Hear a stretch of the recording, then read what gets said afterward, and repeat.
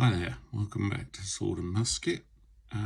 Please excuse my natty head attire. It's an attempt to cut down reflections from the glasses from the rather bright lights in this room.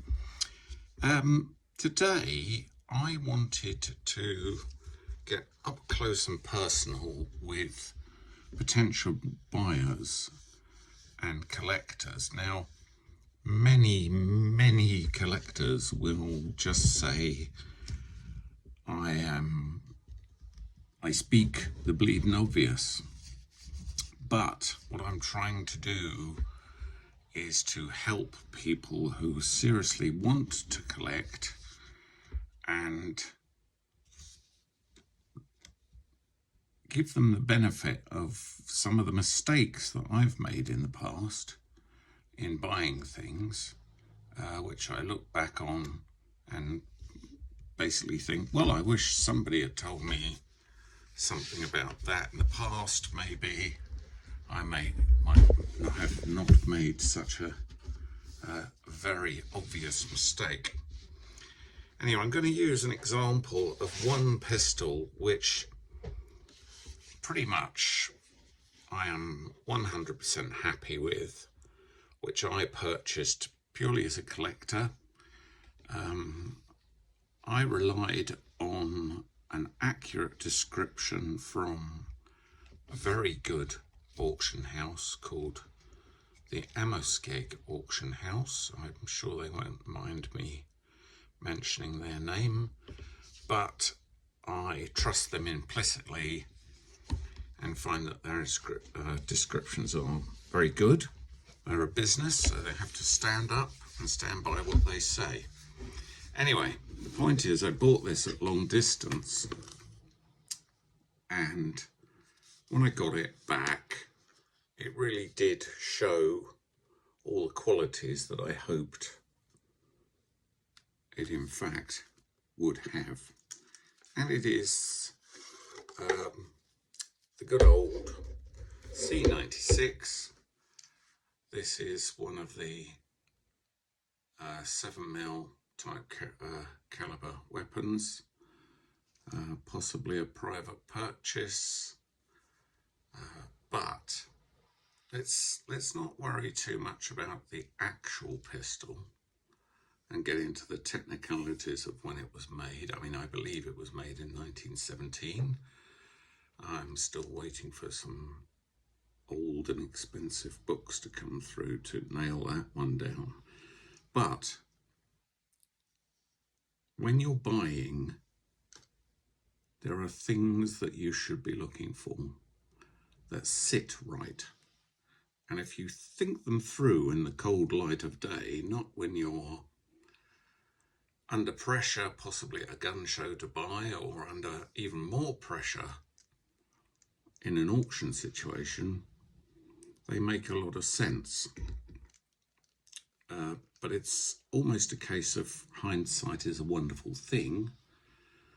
And I wish I had my brain switched on when I bought it.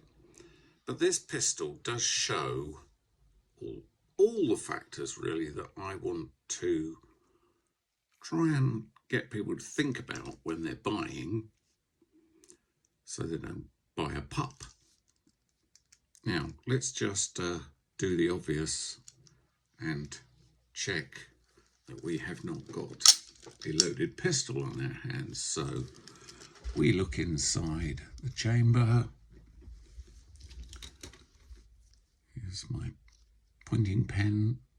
The light's not so good, but the chamber is empty. The magazine is empty. And he's got his finger. Doofus. So we must just check that the weapon is safe, because we're talking about a live pistol. So chamber's empty, magazine is empty. No rounds queuing up, waiting to go in. Now, 1917, blued finish with the classic so-called broom handle woodwork. Now, those of you that know a little bit about Mauser rifles will know that the G98, the K98 AZ carbine, and the early K98s were all stocked in a similar timber. So, period-wise and availability of timber looks to be correct with this pale, close grain hardwood, which is used on the rifles aforementioned, believed to be European walnut. So that feels right for the pistol. We're not looking at a replaced grips in any way, shape or form. Let's stick with the grips for now. We've got a bit of a dent there. That's a shame. Passage of time. Usage. Any splits? No splits. Now, the checkering here, if you see the border of the checkering, it's rubbed out there. It's worn away. It's gone. On the other side, it's there, but it's faint. Running down the back, you can see that border is still there. So, then we look at the actual lines, and they're of a certain depth. If you look at the border again, it's very shallow. Why is that? Well, it's from use, and that's correct. That's what you want to see. So the rubbing of the hand, or even possibly the use with the stock, has produced a thinning in the pattern on the woodwork. And that's good. That's what we want to see. So that's a positive thing. Turn it around to the front and you can see that there's less. If I can get the angle right. It's much deeper. There's less wear. And that figure's right, because the pistol shoots backwards under recoil. Once again, it's a bit more worn around the top, where it's gripped tighter, where a trigger finger might be, etc. So the wood feels right. There's no splits. There's an unevenness. There's a few chips around the edge, but it's intact. Final, rather nice thing is this depression in the bottom of the timber, which is caused by the by the lanyard ring being pressed against the timber. So it all fits. So if, for instance, you could have a situation where one of these grips are being replaced and you might have an impression on one side and absolutely no impression on the other. It's never going to be even because it wasn't intended. It wasn't thought about in advance. That's a nice touch that gives you a feeling of the genuine use and passage of time of the weapon. So now let's look at the bluing. Fine Mauser bluing. I might hear you say, but it's a bit thin on the barrel, isn't it? And I would say, yes, of course it is. That's the bit that gets hot. That's the bit that gets rubbed or is exposed. If we come back along the action, the side of the weapon, you can see that the bluing is stronger. But Once again, there are wear points. There are points along the side of the weapon, bits that stick out, bits that get rubbed or handled or touched more often than others, and they are correctly worn. You want that wear on those high points.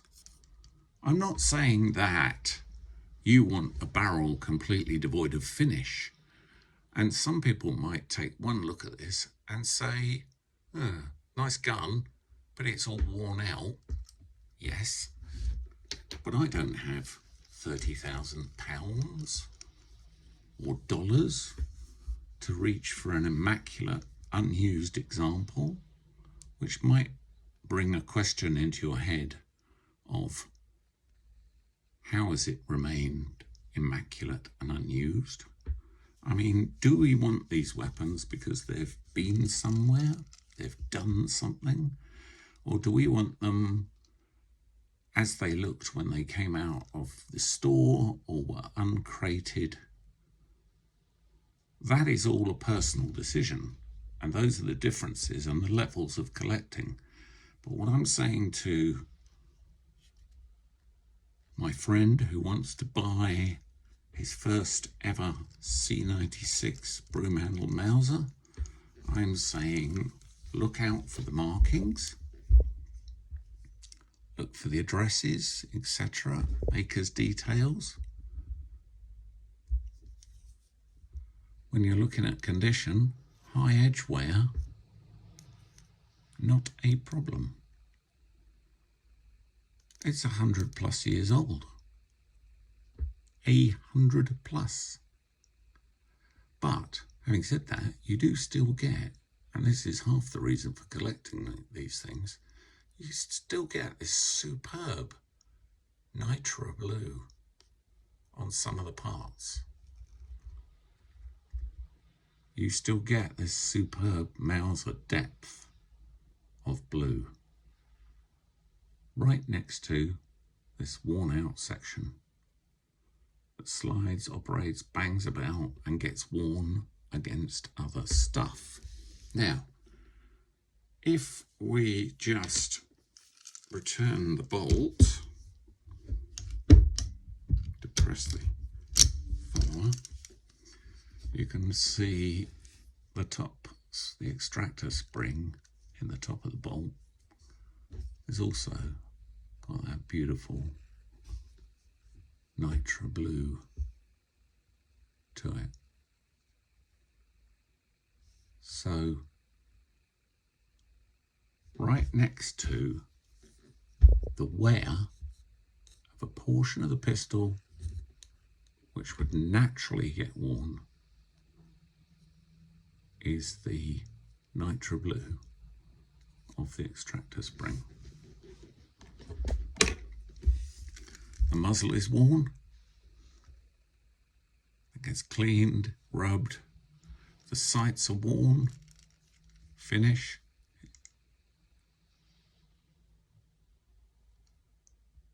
Nothing wrong with that at all. So look for some more marks. Can you see that mark there? That's caused by pushing the pistol into its holster. That's taken time. That is akin to the marks that a dueling pistol might make when it's put back in its case. Look at the underside. You've got to look these things right over. You've almost got to be a bit of a detective. Look at the parts, think about what markings, what wear you are looking for. Now, on the reverse of the revolver, we have the full, pistol. We have the full serial number. I'll go into this in depth in another, can't catch the light there. Full serial number. Last three numbers are 068. They pop up on parts which aren't easy to number. 068, 068. Germans love plonking numbers all over everything. Very efficient and simple way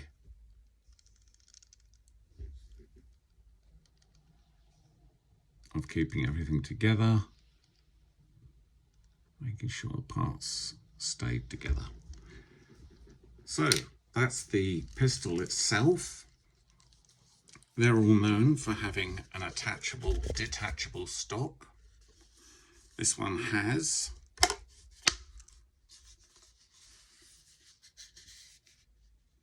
And on one of the tangs of the shoulder stock, once again, the matching number 068. Quite faint, quite worn. Now, as much as I said I was happy with the description, I've got one tiny niggling doubt about this shoulder stock. To me, it looks perfect on the inside. It's the right colour, it's got oil stains, everything fits perfectly. Very, very difficult to replicate this unless you have fully set up machine shop, woodworking machine shop with some considerable experience. You've got a pressure mark where the spring in the lid pushes the pistol forward and holds it in position.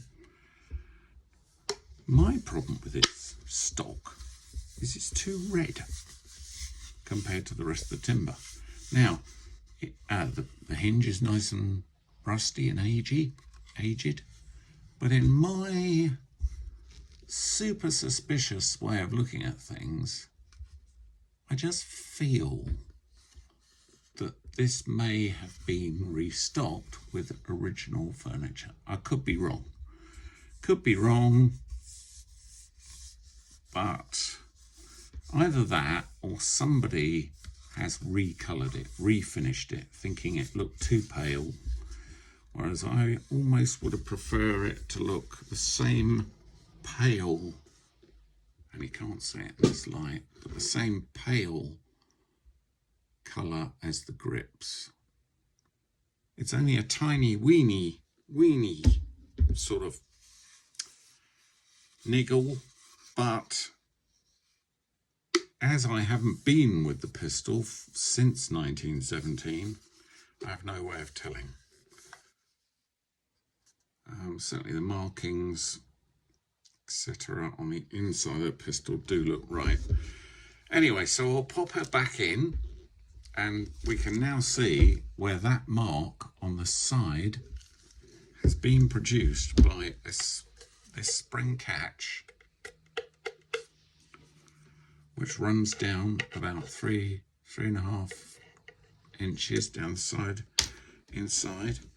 So that is a direct rub mark from being pushed in there. Close her up. Perfect fit. Nothing wrong with that.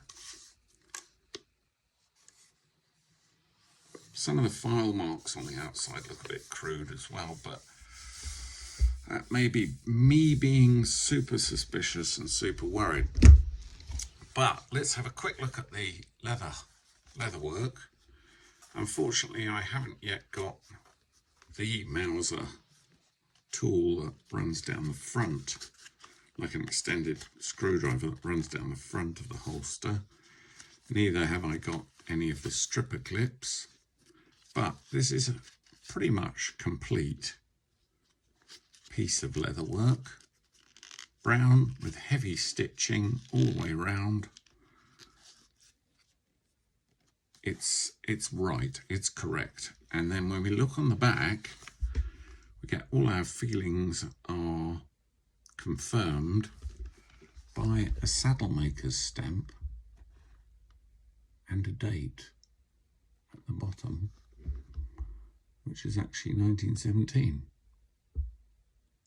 There is a serial number there, 87972, which bears absolutely no resemblance to serial number on the pistol, so we can assume that it's been added. I'm not that worried because the saddle maker's name and address from Nuremberg in 1917 is still there. It's complete.